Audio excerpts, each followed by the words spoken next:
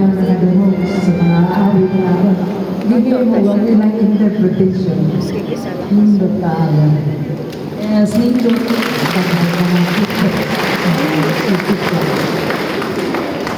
Sa kaniyang ba nga naghahimo ka niliti ng mga songs, ng compositions, na-invest siya na ba nimo nga doon ay mahitabo na yung ani na kadakong event?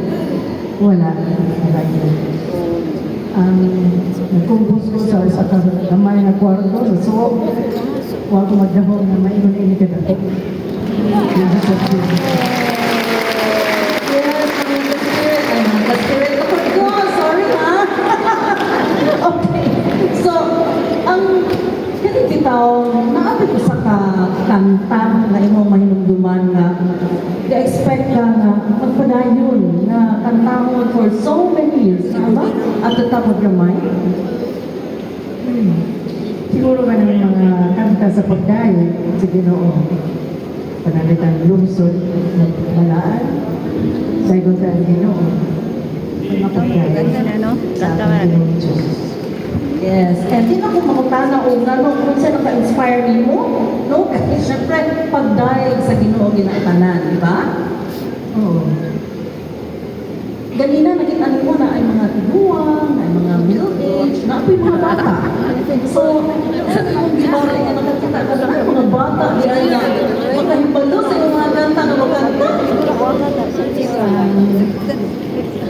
Paghimo na akong kanta, ang gusto na ako na magkanta sa mga different levels of ages. Igulang, batanon, mga bata. Muna nga sa akong mind. Muna nga gusto ko simple na. Ikaw, no? Makanta yun ang tanan. And I hope, no? Ako po makakanta na later on. Bitaw. So, generation to generation, no? Ginano. And, nindot kaayo kay napasan, no? Hantod karon ang maong mga kanta.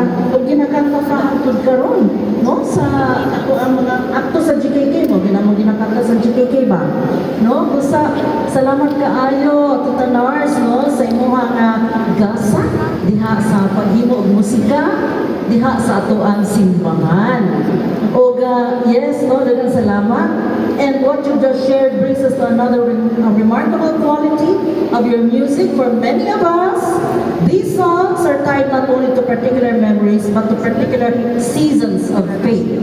So, like Advent, Ordinary Time, Feast and Celebration, Lent, Easter, the calendar changes, the seasons turn, but through them all, the church, kita na, we sing the songs na na-compose ni Tita Nars. And tonight, we journey through those seasons with the music of Nars Fernandez.